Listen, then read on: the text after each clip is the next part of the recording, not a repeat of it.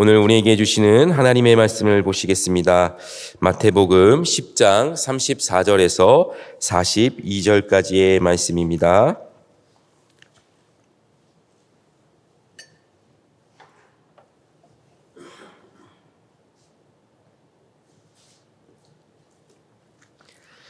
마태복음 10장 34절에서 42절까지의 말씀 교독하시겠습니다. 내가 세상에 화평을 주러 온 줄로 생각하지 말라. 화평이 아니요 검을 주러 왔노라.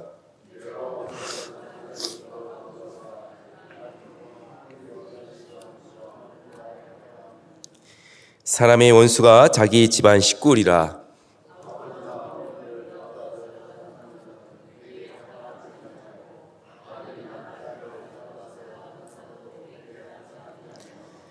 또 자기 십자가를 지고 나를 따르지 않는 자도 내게 합당하지 아니하니라.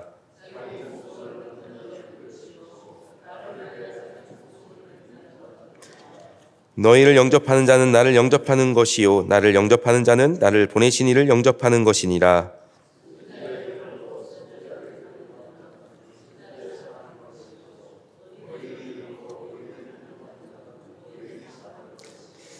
함께 읽겠습니다. 또 누구든지 제자의 이름으로 이 작은 자 중 하나에게 냉수 한 그릇이라도 주는 자는 내가 진실로 너희에게 이르노니 그 사람이 결단코 상을 잃지 아니하니라 하시니라. 아멘.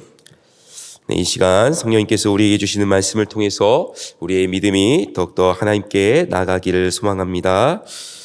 예수님은 마태복음 10장 전체에 걸쳐서 제자도에 관한 말씀을 가르쳐 주고 계십니다. 바로 예수님을 따라 살아가는 그 제자란 누구인가 라는 가르침이 바로 우리가 함께 살펴보고 있는 마태복음 10장의 주제이기도 합니다. 오늘 함께 나눌 본문의 핵심도 마찬가지입니다. 누가 예수님의 제자로 살아가는 사람인가? 누가 예수님의 제자로 합당한 삶을 살아가고 있는가? 그리고 그 인생의 끝에는 무엇이 우리를 향해 기다리고 있는가? 이 세 가지 질문에 대한 답을 예수님께서 가르쳐 주고 있습니다. 오늘 말씀의 결론을 먼저 말씀드리면 십자가의 길을 걷는 사람이 예수님의 제자로 살아가는 사람입니다. 예수님의 십자가를 짊어지려고 하는 사람이 바로 예수님의 제자로 살아가는 사람이라는 것입니다. 또한 핍박을 감수하면서까지도 그 길을 따라가는 사람이 예수님의 제자로 합당하게 살아가는 사람이라는 것입니다. 무엇보다 그 끝에는 하나님이 우리에게 주실 영원한 보상이 기다리고 있다라고 예수님께서 오늘 가르쳐 주고 계십니다. 먼저 34절을 보시면 예수님은 내가 세상에 화평을 주러 온 줄로 생각하지 말라. 화평이 아니요 검을 주러 왔노라 라고 말씀하고 계십니다. 당시에 유대인들이 꿈꾸고 기대하던 하나님 나라의 모습이 있었습니다. 그것은 바로 이 땅에 메시아가 평화를 가져온다라는 것을 그들은 꿈꾸고 있었습니다. 그러나 오늘 말씀을 보게 되면 예수님이 이 땅에 펼치실 하나님의 나라와 당시의 사람들의 기대와는 완전히 다르다라는 것을 우리가 쉽게 알 수가 있습니다. 쉽게 말하면 유대인들은 그들에게 평화를 가져오고 로마의 압제 속에서 자신들을 구원할 메시아가 오기를 기대했지만 예수님은 오히려 평화가 아니라 예수님은 세상을 심판하시고 둘로 나뉘어지게 하실 것이다 라고 말씀하고 있습니다. 그래서 오늘 그 모습을 향해서 예수님은 마치 집안의 식구들이 서로 원수가 되어 나누어지듯이 세상과 하나님 나라 사이에 충돌이 일어나게 될 것이라고 오늘 말씀하고 있는 것입니다. 더 쉽게 이야기하면 하나님의 나라를 따라 살아가는 사람들은 이 세상의 가치관과 충돌할 수밖에 없다라는 것입니다.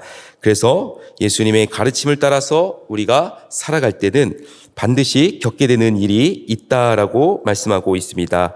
오늘 말씀 본문에 나와 있지 않지만 어제 말씀의 본문이었던 22절의 말씀을 보면 세상으로부터 우리는 핍박을 받는다라고 예수님께서는 말씀하셨습니다. 그러나 그런 핍박에도 불구하고 십자가의 길을 걸어간 사람이 예수님의 제자라고 우리는 말할 수 있습니다. 누가 예수님의 제자로 살아가는가라고 우리가 물었을 때 바로 핍박에도 불구하고 십자가의 길 고난의 길을 따라서 예수님을 쫓아가는 사람이다라는 것입니다. 그리고 예수님은 바로 자신을 믿는 모든 사람들을 향하여서 그 길을 따르는 삶이 진정한 예수님을 따르는 제자의 삶이라고 우리에게 말씀하고 계십니다. 여러분, 우리가 예수님을 따르는 길이 우리의 기대와는 다를 수도 있습니다. 우리가 예수님을 따르면서 여러 가지 고난과 또 어려움과 역경 속에 살아갈 때도 있습니다. 우리의 인생이 고난의 연속이라고 할지라도 우리는 포기하지 않아야 합니다. 왜냐하면 그만큼 우리가 예수님의 합당한 제자로 살아가고 있다라는 증거가 되어주기 때문입니다. 특별히 38절에서 예수님은 자신의 합당한 제자로 살아가는 사람의 기준에 대해서 다음과 같이 말씀하셨습니다. 자기 십자가를 지고 나를 따르지 않는 자도 내게 합당하지 않다라는 말씀입니다. 이 말씀을 우리가 바꿔 생각해 보면 십자가를 지고 예수님을 따르는 사람이 합당한 제자라는 것입니다. 여기서 십자가를 진다는 표현은 우리가 예수님을 따르기 위해서 어떤 대가도 치르겠다라는 뜻이 담겨 있습니다. 예수님의 가르침을 우리가 받아들이고 예수님의 가르침대로 살아갈 때에 우리가 어떤 어려움을 당한다 할지라도 그것을 우리가 끝까지 인내하겠다라는 결단인 것이죠. 그래서 우리가 정말로 예수님의 합당한 제자로 살아가기를 원한다면 우리가 예수님을 믿으면서 당하는 어떤 고난 속에서도 그 길을 포기하지 않아야 한다는 것입니다. 결국 십자가의 길은 예수님의 가르침대로 살아갈 때 마주하는 고난이나 어려움을 기꺼이 짊어지는 삶입니다. 그러나 십자가를 짊어지지 않는 사람에게는 그 사람에게 나타나는 모습이 있다라고 예수님은 오늘 말씀하셨습니다. 바로 자신의 안위와 이익만을 쫓으며 살아간다라는 것이죠. 그래서 예수님의 그 고난의 십자가를 지지 않는다라고 예수님은 말씀하고 계십니다. 그래서 39절 말씀을 보면 자기 목숨을 얻는 자는 잃을 것이요 나를 위하여 자기 목숨을 잃는 자는 얻으리라라고 말씀하셨던 것입니다. 우리가 여기 이 말씀을 보게 되면 자기 목숨을 얻는 자는 어떤 사람인가? 바로 자기의 목숨을 얻기 위해서 자신의 안위와 이익만을 쫓는 사람이라는 것이죠. 바로 자기의 살 길을 찾아서 살아가다 보면 어느 순간 십자가에서 멀어지고 그 길을 견디지 못한다라는 것입니다. 이처럼 십자가의 길을 걷는 삶을 살 것이냐 혹은 그 삶에서 우리가 포기할 것이냐라는 문제가 우리의 신앙 앞에 놓여 있습니다. 그래서 우리는 언제나 우리 앞에 이러한 문제가 있다는 것을 기억하면서 십자가의 길을 걷는 삶을 선택하는 저와 여러분이 되기를 소망합니다. 무엇보다도 우리가 예수님의 합당한 제자로 인정받는 아주 중요한 기준이 바로 이 십자가를 지는 것에 있습니다. 우리 예수님의 말씀을 한번 이렇게 접근해 봤으면 좋겠습니다. 만약에 어떤 사람이 예수님을 믿는 것 때문에 박해나 핍박을 당하고 있다면 그 현실을 그 사람이 어떻게 받아들여야 할까요? 그 고난이 오히려 그 사람이 십자가의 길을 걷고 있다라는 증거가 되어줍니다. 그리고 예수님의 참된 제자로 살아가고 있다라는 그 증거에서 그 사람은 위로와 격려를 얻을 수가 있습니다. 그만큼 믿음의 길을 잘 걷고 있다는 뜻인 거죠. 그래서 우리가 예수님을 믿으면서 고난을 당하고 있다면 우리는 그만큼 예수님의 십자가의 길을 잘 가고 있다라는 증거로 삼으시기를 바랍니다. 반대로 예수님을 믿어도 우리가 별다른 어려움이나 어떤 주변으로부터 핍박을 당한 삶이 없다면 우리는 오늘 예수님의 말씀을 통해서 한번 자신의 신앙을 돌아볼 수 있어야 합니다. 혹시 내가 나의 안위와 나의 이익만을 쫓으며 살아가고 있는 나머지 십자가로부터 멀어지고 있는 것은 아닌가? 내가 고난의 길을 걷는 그 십자가를 짊어지려고 하지는 않았는가라는 것을 우리가 돌아볼 때에 우리의 믿음의 시선이 어디에 머물고 있는지를 우리는 깨닫게 될 수가 있습니다.